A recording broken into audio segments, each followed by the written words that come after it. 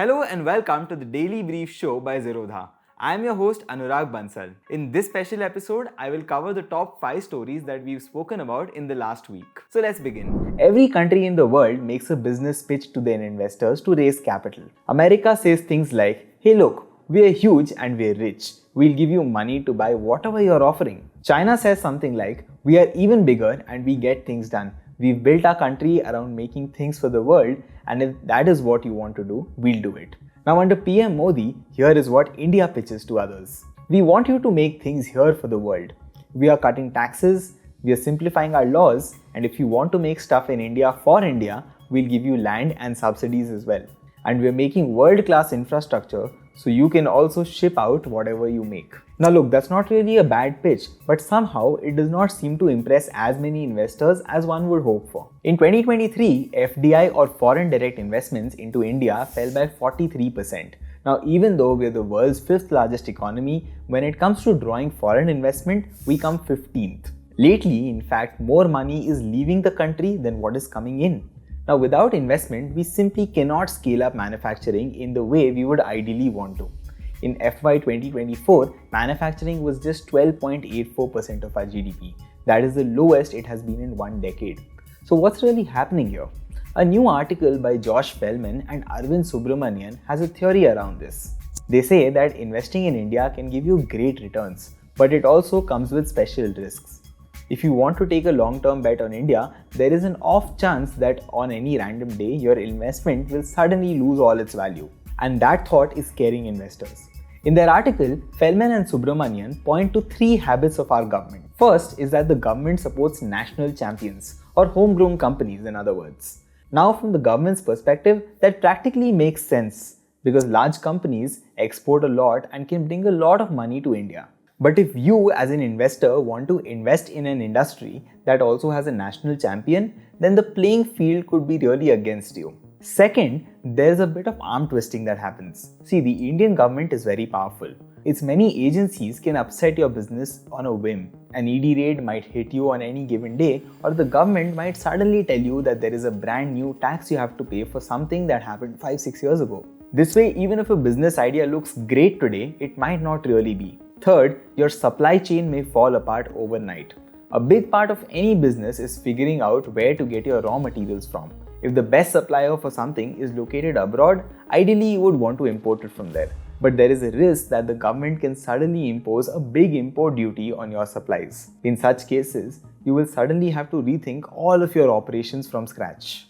Now because of this, if you are ever taking a long bet on India as an investor, there is an unspoken challenge that at any time the government can make life very difficult for you. And this is largely why long-term foreign investors have been a little shy to invest in India. Now moving on to the next story, we'll talk about the job market. Every month, Naukri.com, which is India's largest job portal, releases a report called Job Speak. In this report, they talk about trends in the job market and how things are really moving in general. In June's edition, they shared some really interesting insights. Overall, in June, India saw a surprise 8% reduction in white-collar jobs as compared to the month of May.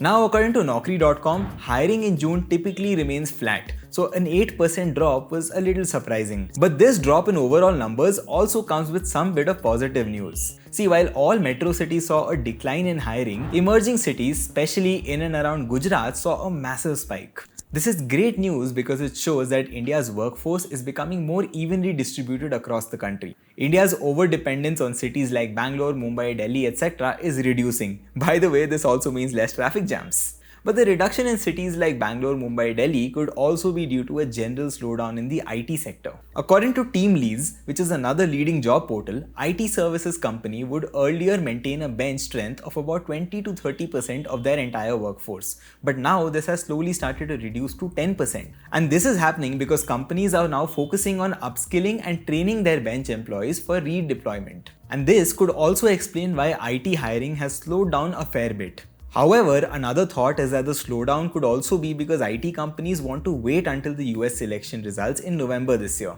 This is very important for them because India exports over $200 billion worth of IT products every year, and policies abroad heavily impact IT businesses sitting here in India. Now, another interesting point in this report is that companies aren't very interested in hiring people with less experience as of late, Employees with 4 to 7 years of work experience saw 13% less hiring in June 2024 as compared to June 2023. On the other hand, the exact opposite has happened for employees with over 16 years of experience. They saw a 13% jump in hiring. Now, this is probably why there is so much news about bad campus placements lately. Companies seem to be okay with hiring less people, but they want to hire more experienced professionals who can join and start contributing to the company immediately. This might also be a symptom of our employability crisis. Many Indians, despite having a formal education, are not really employable. This means they don't really have the ability to take up skilled work because the education they got was of poor quality. As a result, they find it hard to get jobs. Why this is important is because young Indians make up 83% of the unemployed population. As companies shut their doors on lesser qualified candidates, many people are at the risk of getting stuck in a perpetual cycle of unemployment. Basically, they're unable to get any experience because they don't have any experience. Hindenburg versus SEBI. In January 2023, a US-based short-selling firm Hindenburg Research published a bombshell report against the Adani Group, the alleged stock manipulation and an accounting fraud. Short sellers are basically investors who bet on the price of companies falling. So they borrow stocks, sell them first, and hopefully buy them back at a lower price. In the process, they make a profit. The Adani Group is one of the biggest industrial conglomerates in India. They have interests in everything from ports to energy to solar. The Adani Group companies are also among some of the most valuable companies in India. The acquisitions by Hindenburg led to a dramatic fall in the stock prices of Adani companies back in January 23. The stock prices fell anywhere between 20 to 80%, but since then they have recovered. After a few weeks, the news faded away, but interestingly, it is back once again. In a new blog post, Hindenburg disclosed that SEBI had sent them a show cause notice over its short positions against Adani. SEBI's notice said that Hindenburg violated regulations regarding disclosures and made misleading claims. In their post, Hindenburg denied all SEBI allegations and made several counter-allegations against them. In a fresh bombshell, Hindenburg claimed that it worked with an investor partner who used an offshore fund run by Kotak Mahindra Bank. In response, Kotak Mahindra Bank immediately denied that Hindenburg was ever a client of theirs. Now, it's important to realize that all these claims and counterclaims are without any evidence. It is a classic case of he said, she said. The key point here is that under the direction of the Supreme Court, SEBI has been running its own investigations. It has already completed the bulk of the investigation and submitted reports to the court which are private. So until SEBI concludes all investigations and all the reports are made public, we have no idea if Hindenburg's allegations are actually true. Similarly, until the latest saga between SEBI and Hindenburg plays out, we have absolutely no clue what the truth is. So for now, technically all that we have is some really good drama. Let's talk about US inflation and the global markets. See, in a previous episode, I had discussed the US inflation data and why it matters to us. In May, the US Personal Consumption Expenditure or PCE data came out and prices stayed at the same level as in April. They were 2.6% higher than a year ago, and this is good news. Now here is why this matters. The US Fed is trying to walk on a tightrope. But first wait, if you're new to the market and are already wondering why the hell does this matter, let me quickly explain to you. See, in a very loose sense, the US Fed's job is to determine how expensive money is for banks. If the money is too cheap, banks lend a lot more of it out than they usually should. If they lend more, people go on a shopping spree and everything becomes more expensive. On the other hand, if money costs too much for banks, they don't lend much even if people have productive uses for it. So people spend less, business owners invest less, and the economy eventually suffers. So you see, it's all a very vicious cycle. Now towards the end of the COVID-19 pandemic, the US was caught off guard by dramatically spiked inflation. From 2022 onwards, it increased its interest rates 11 times from 0 to 5.5%, which is a 22-year high. It looks like it worked. At the peak in 2022, inflation stayed stubbornly high at 6 to 7%. Now it is under 3%. It is still above the 2% rate that the US Fed is targeting, but still there is great progress. Now here is where the tightrope walk becomes difficult. On one hand, inflation is becoming harder to tackle. It is not falling as fast as it was, and in fact, it seems stuck slightly below 3%. And on the other hand, the economy is starting to take a hit.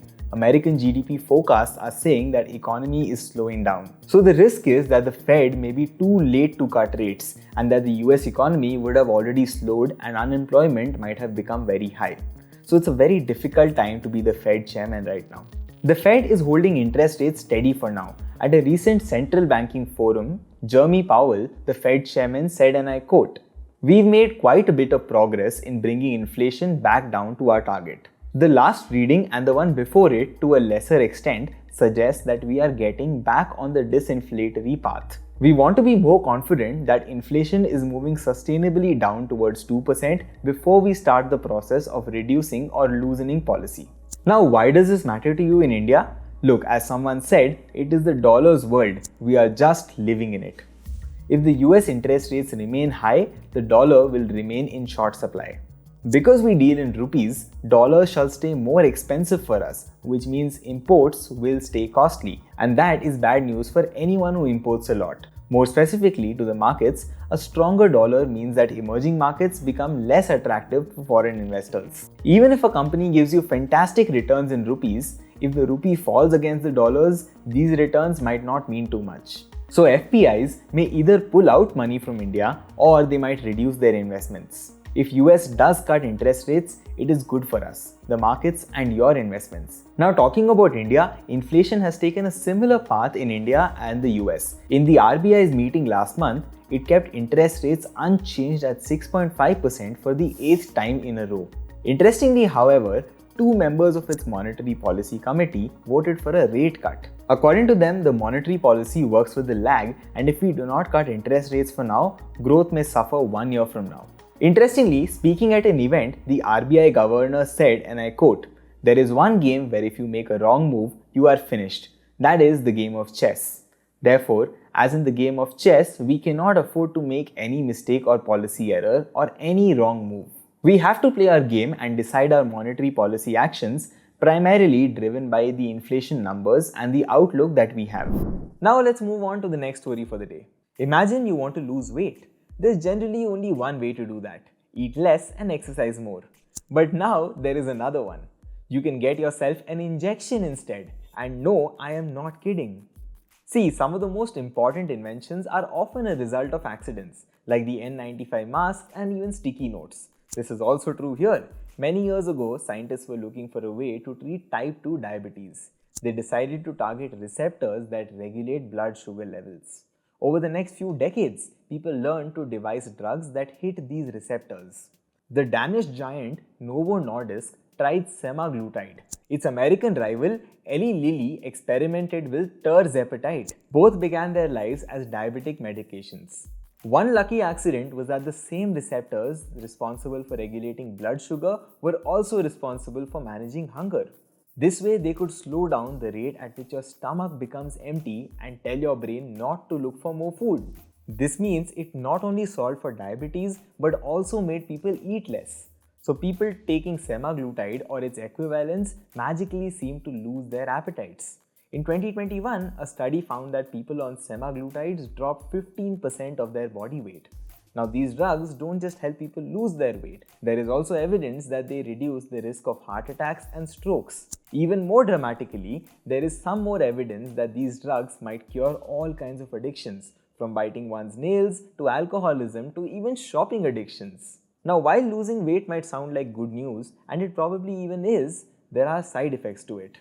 If people start taking these drugs, it means that they will consume less fast food, gamble less, smoke less, stop drinking alcohol, stop taking health supplements, etc. etc. This means huge industries like tobacco, casinos, alcohol, etc. will lose hundreds of billions in sales. Some companies like Walmart are already starting to see the effect. The CEO of Walmart US said last year, and I quote, "We do see a slight change compared to the total population. We do see a slight pullback in the overall basket. Just less units, slightly less calories." Now, naturally, this drug has become a superstar. Celebrities began praising it on private signal channels. Novo Nordisk's Ozempic also went viral on TikTok. Influencers started talking about their miraculous weight loss journeys. And not just that, Elon Musk also talked about how it made him look fit, ripped, and healthy. Because of this, weight management and medication has suddenly become a multi-billion-dollar industry. In fact, two-thirds of Denmark's 2022 GDP growth came from Novo Nordisk alone. But if you are in India, you possibly can't find this drug yet. But it looks like that is changing. In India, the CDSCO or the Central Drug Standard Control Organization decides whether or not a drug is allowed in the country.